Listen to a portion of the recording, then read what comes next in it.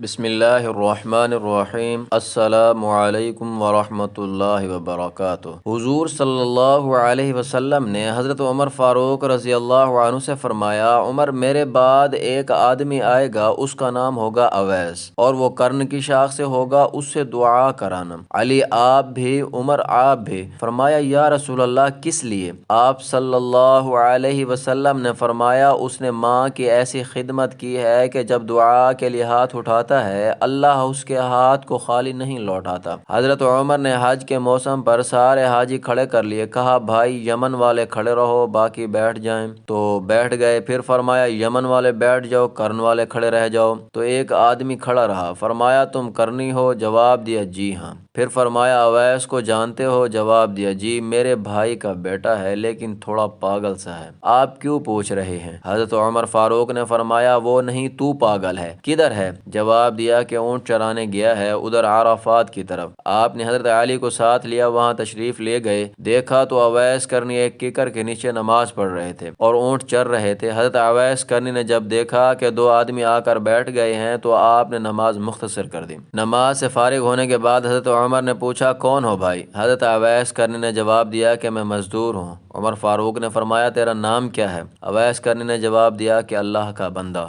آپ نے پھر پوچھا کہ تیری ماں نے تیرا نام کیا رکھا ہے؟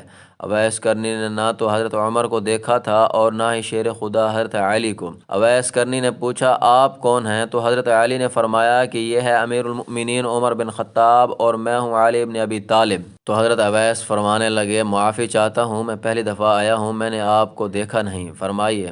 حضرت عمر فاروق رضی اللہ عنہ کہنے لگے کہ ہاتھ اٹھا کر ہمارے لیے دعا کریں، تو حضرت اویس کرنی رونے لگے کہ آپ نبی صلی اللہ علیہ وسلم کے صحابی اور میں عاجز مسکین دعا کروں؟ میری اوقات ہے کہ میں دعا کروں؟ کہا ہاں، ہمیں ہمارے نبی علیہ الصلوۃ والسلام نے فرمایا تھا کہ اویس آئے تو دعا کروانی ہے۔ حضرت عمر فاروق اور حضرت علی رضی اللہ عنہ جیسی ہستیوں کو دعا کروانے کا کہا جا رہا ہے۔ پیچھے تہجد ہے؟ نہیں۔ جہاد ہے؟ نہیں۔ علم ہے؟ نہیں۔ نماز ہے؟ نہیں۔ روزہ ہے؟ نہیں۔ خیرات ہے؟ نہیں۔ تو کیا ہے؟ ماں کی خدمت ہے دوستو، ماں کی خدمت۔